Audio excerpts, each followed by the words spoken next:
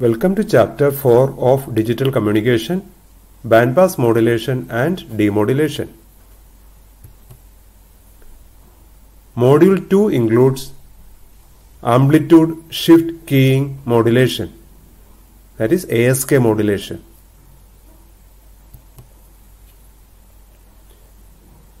If amplitude of the carrier is varying with respect to the input bits 1 and 0, modulation is called ASK. The last module we have studied, for modulation, modulating signal is going to multiply with the carrier. The same process we are doing here for modulation. Input signal is a baseband signal. That baseband signal is multiplied with the radio frequency carrier, that is cos omega 0t, and the product is ASK signal. The nature of baseband signal is NRZ unipolar format, and that I am showing here, NRZ unipolar format with amplitude A and 0. NRZ unipolar with amplitude A and 0. Due to A, after multiplication we will get A into cos omega 0t, and 0 multiplied by cos omega 0t, product will be 0. Average power of A cos omega 0t, that is PS is equal to A square by 2. From this we can write A is equal to root 2 PS. That is why here the carrier signal is written as root 2 PS cos omega 0t. So root 2 PS is the amplitude of cos omega 0t, and its signal power is amplitude square by 2, that is root 2 square by 2 is equal to PS. So the carrier amplitude is root 2 PS, the carrier power is PS. Input signal is baseband signal with amplitude A volt and 0 volt. Expression for ASK signal is B of t root 2 PS cos omega 0t, that is just the product of input signal and the carrier signal. B of t is NRZ unipolar format with the amplitudes. So here I selected the amplitude root 2 voltage and 0 voltage. Why it is root 2 voltage? It will be clear from the next topic. Input bit is 1. B of t is root 2 voltage. So ASK signal is root 2 into root 2 PS cos omega 0t, and the carrier power will be, the modulated signal power will be amplitude square by 2. Amplitude square by 2 will be 2 into 2 PS, that is 4 PS by 2 is equal to 2 PS. And for the second case, input bit is 0, voltage will be 0, the product will be 0, and the power will be 0. So whatever the average ASK power, 2 PS plus 0 by 2, that is equal to PS. In all the remaining modulation, we are going to transmit average signal power is always PS. With this power constant, we are able to compare the performance of different digital modulation system under identical condition. So two or more digital modulations can compare. That is why all modulations are going to be transmitted with the same transmitted power, that is PS. For getting the transmitted power PS, amplitude of that input bit 1 should be root 2 volt. And due to 0, there is no transmission against the 0. That is why ASK is also known as on-off keying. And this ASK, we are going to transmit signal against 1 and 0. So that type of ASK is called binary ASK. There are only two input bits, that is 1 or 0. And instead of that, if you are taking two bits together like 0, 0, 0, 1, 1, 0, 1, 1, then it will be 4 array ASK. Or the next option, 3 bits can be taken together, that is 0, 0, 0, 0, 0, 1, 0, 1, 0, etc. 1, 1, 1. Then there are 8 combinations and 8 different amplitudes you will get after modulation. That will be 8 array ASK. Here the ASK what we are studying is a 2 array ASK, because there are only 2 different amplitudes, higher amplitude and lower amplitude. The 2 array ASK is called binary ASK or BASK.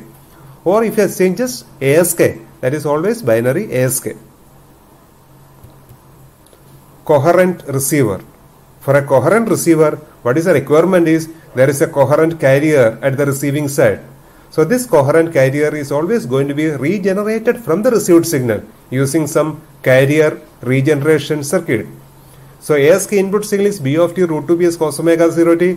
It is passing through a filter and PLL, phase locked loop. This cos omega 0 t can be regenerated, and this regenerated cos omega 0 t is going to be multiplied with the received signal for a coherent receiver. That is why the receiver is known as coherent receiver.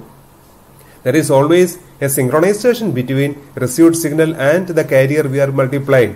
This is not directly from an oscillator. It is always going to regenerate from the received signal. So between these two there is always a phase synchronization and frequency synchronization. So such type of receiver is called coherent receiver or synchronous receiver. In terms of probability of error, the minimum probability of error we will get from this receiver system. But due to this coherent carrier regeneration, the complexity is maximum. This product is going to be integrated, and that after that there is a switch that is known as a sampler. Then decision device will make a decision either 1 or 0. So this is going to be analyzed here. Sampler output S0TB is equal to integral 0 to TB, that is a function of integrator. B of t root 2 ps cos omega 0 t is a received signal multiplied with cos omega 0 t, so B of t root 2 ps cos square omega 0 t, that is equal to B of t, because it is constant over this interval. So I took B of t outside, root 2 ps also outside, 1 by 2, that is cos square omega 0 t is equal to 1 plus cos 2 omega 0 t by 2. So that 1 by 2 is written here. Then integral 0 to TB 1 plus cos 2 omega 0 t dt. Integration of 1 is TB. Integration of cos 2 omega 0 t over an interval TB second is always 0. The reason is we have considered full number of cycles over this bit interval. So once you are integrating full number of cycles, 1 cycle, 2 cycle, 3 cycle or any number of cycles, integration result is always 0. So that is why the second part is not integrated, answer will be 0. So final result is B of t into root 2 ps into 1 by 2 into TB. So that is written here. S0TB, that is S0TB is the output due to binary 1 is equal to this B of t is root 2 voltage. Root 2 into root 2 ps into TB by 2, root 2 ps into TB by 2, this is TB by 2, and that is root ps into TB. Root 2 into root 2 is 2, 2 cancel, root ps into TB. That is just written as a constant k. And for S0T, S02TB, this is the output against binary 0. For that binary 0, B of t is equal to 0. Due to that 0, the product will be 0. So what are the two possible voltages we are getting at the output side of switch? K and 0. K we are getting if the input message was 1. 0 will get if the input message was 0. So from these two voltages, we should find out a decision boundary or threshold level. That's a mean of these two. That is k plus 0 by 2. That is equal to k by 2. The function of the decision device is to make a decision based on the input voltage and decision boundary. If any voltage greater than k by 2, the decision device output should be 1. Any voltage less than k by 2, the decision should be 0. So decision device or comparator algorithm is written here. If S0TB is greater than k by 2, output is 1, otherwise output will be 0. Non-coherent receiver. ASK can be received using non-coherent reception also. There is no carrier regeneration, there is no carrier multiplication. In this case, ASK signal is given to a full wave rectifier and LPF. Combination of these two is known as envelope detector, that you can see here. This is a received signal that is passing through a full wave rectifier. All these negative portion also will come in positive side. This is a full wave rectified signal, and that is passing through a low pass filter. We'll get the envelope of this signal. That envelope I am showing here. And then the switch is going to be closed at every TB second. Maybe the center point, the switch can be closed. Here we'll get a positive voltage, here we'll get a 0 voltage, here we'll get a positive voltage. That positive voltage is K and the 0 voltage is written here 0. Here also the decision boundary will be K by 2, and once the switch is going to be closed, whatever be the voltage we are getting, if the voltage is greater than K by 2, the decision will be 1, otherwise decision will be 0. So that algorithm is written here. So the function of the decision device is to make a decision either 1 or 0 at every TB second based on the input voltage and decision boundary. Decision boundary is here K by 2. Fourth topic is power spectral density, power spectrum, bandwidth and spectral efficiency.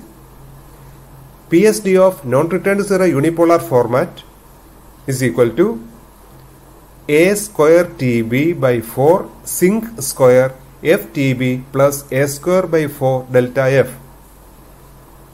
This results we are studying in another chapter.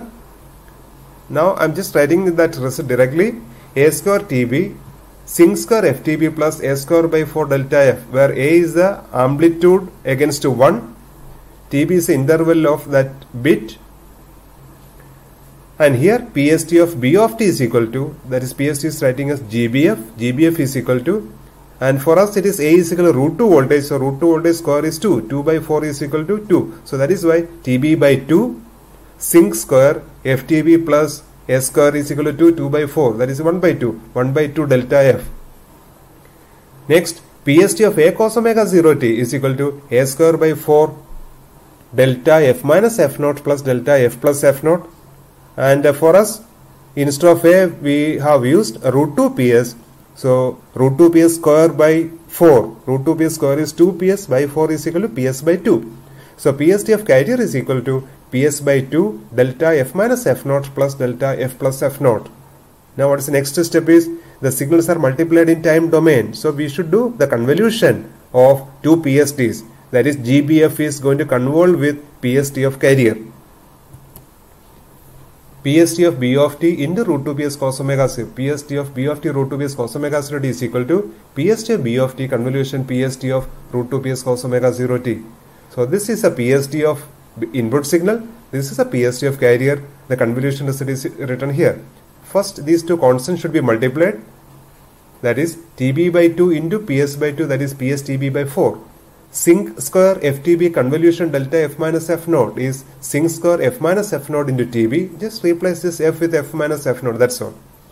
Then sinc square FTB convolution delta F plus F naught is sinc square F plus F naught into TB. Next result is PS by 2 into 1 by 2, that is PS by 4.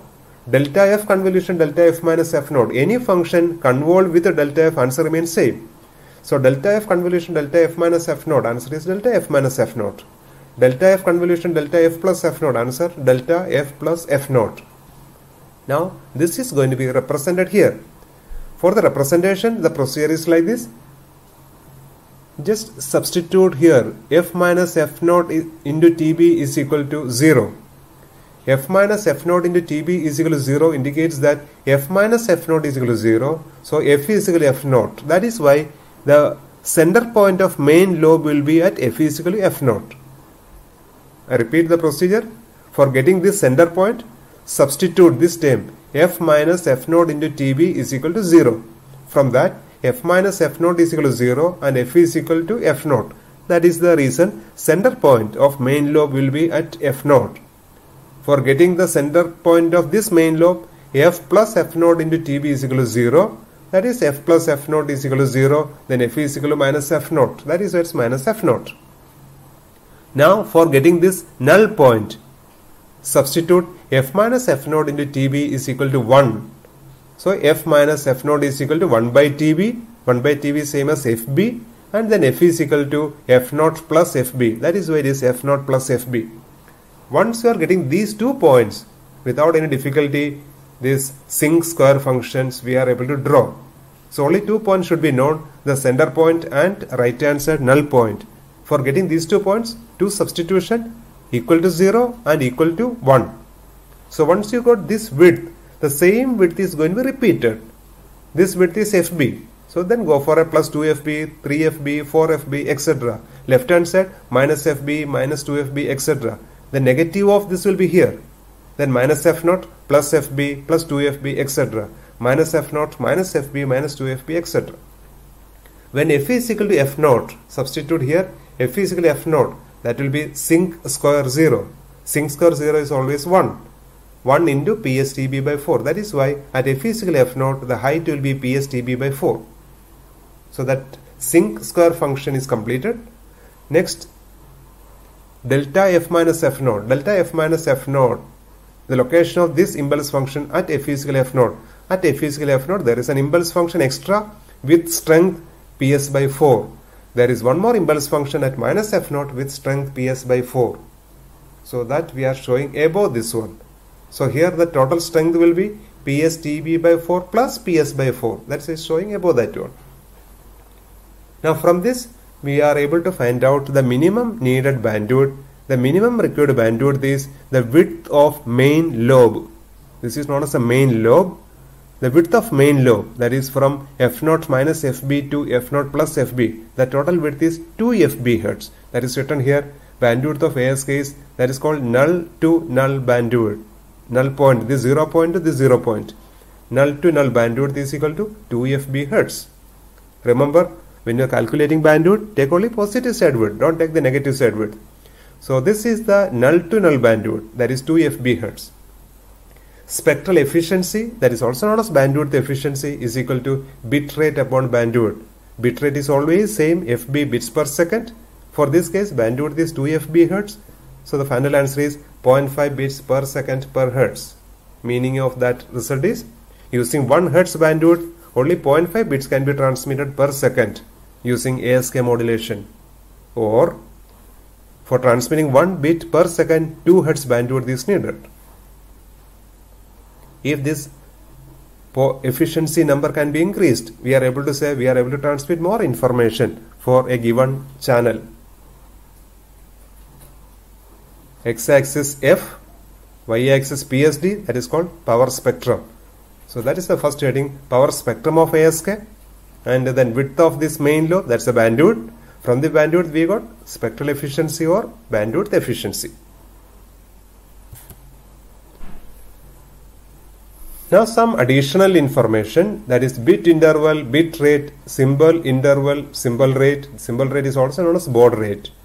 TB is a bit interval, that is interval of a bit, and a bit rate is 1 upon TB, that is written as FB. FB is the number of bits we are transmitting per second, that is also written as RB. TS is a symbol interval, that is equal to NTB. The meaning of symbol is, when you are taking many bits together, we will get a bits combination. That bits combination is not a symbol. So starting with just 1 bit, next you can take 2 bits together, that will be 2 TB interval. Then 3 bits can be taken together. Total 8 symbols can be made from 0, 0, 0 to 1, 1, 1. So like that, how many symbols are going to be taken together? That is the way the duration will become NTB. RS is equal to symbol rate, and that is also known as baud rate, that is 1 by TS is equal to 1 by NTB, and that is same as FB by N. That is known as symbol rate or baud rate, that is bit rate upon N. For a binary system, N is always 1, so bit rate and symbol rates are same. Next result, that is when you are taking 2 bits together, so that transmission is called 4-array transmission. For a 4-array transmission, it will be FB by 2. Next 8-array transmission, it will be FB by 3. 16-array transmission, FB by 4. Like that, the baud rate is going to be changed. EB is a bit energy, that is energy of a bit.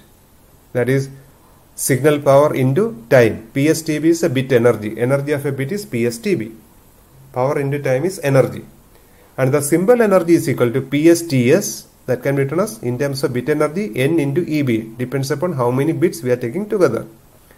Energy of cos omega 0 t over the interval 0, Ts. So for a finite interval, the energy of periodic signals can be determined.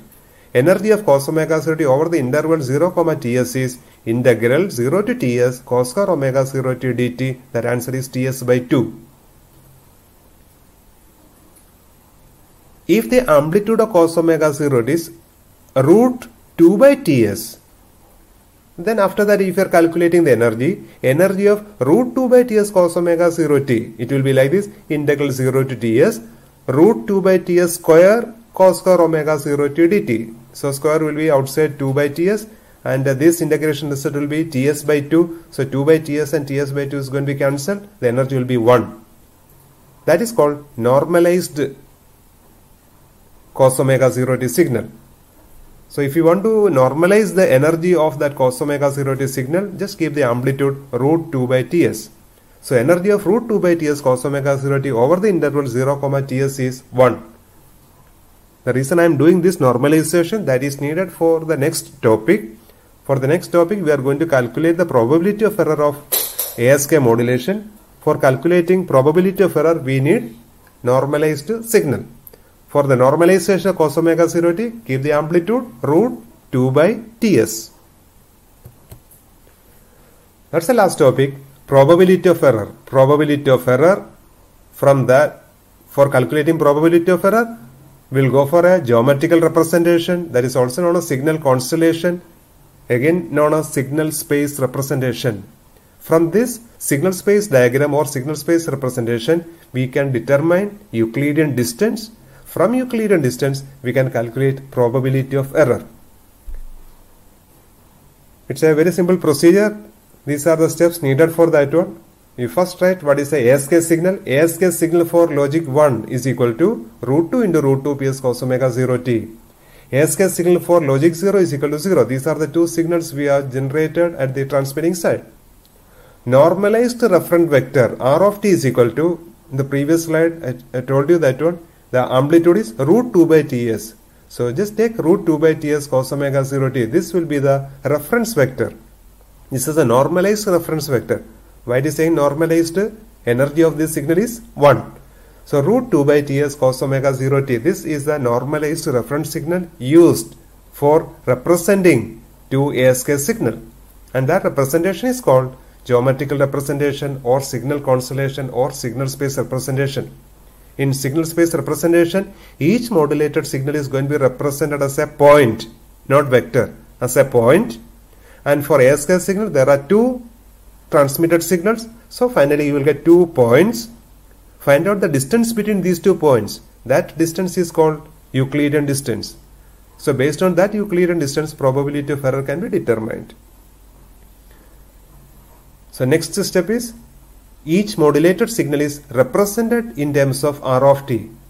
That is, the first transmitted signal is root 2 into root 2 ps cos omega 0 t. That can be written like this, root 2 into root ps ts into root 2 by ts cos omega 0 t. After cancellation of ts and ts, you can see the same result you will get. ts cancel, we will get root 2 into root ps, same result.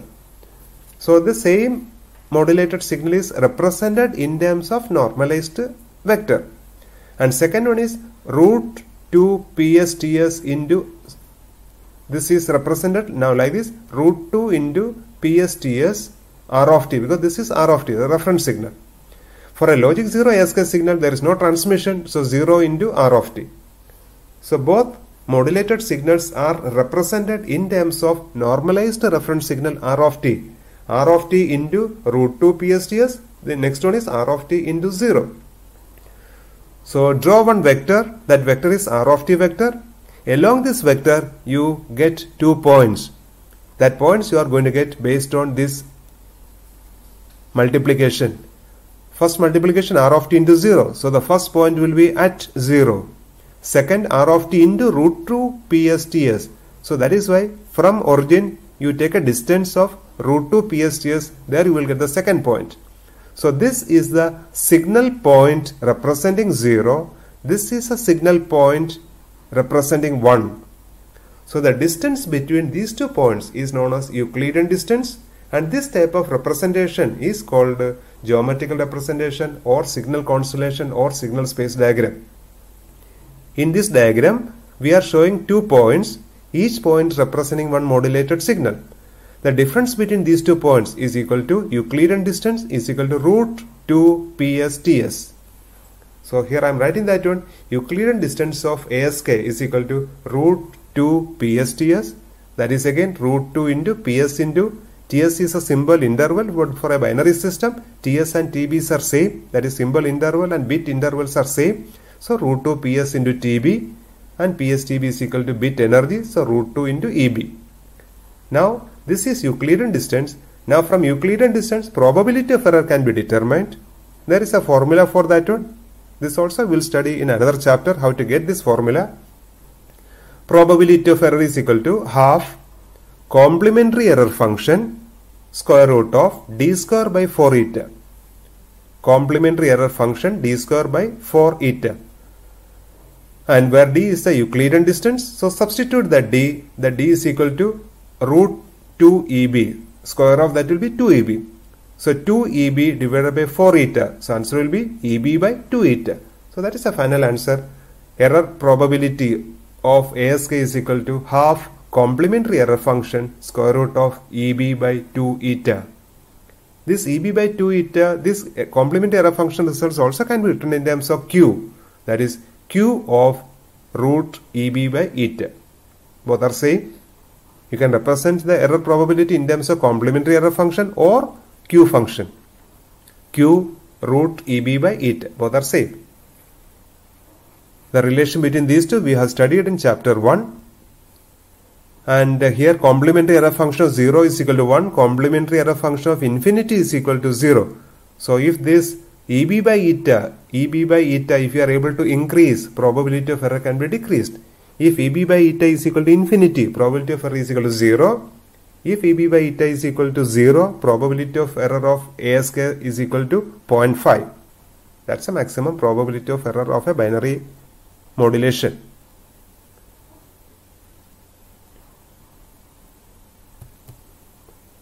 Thank you.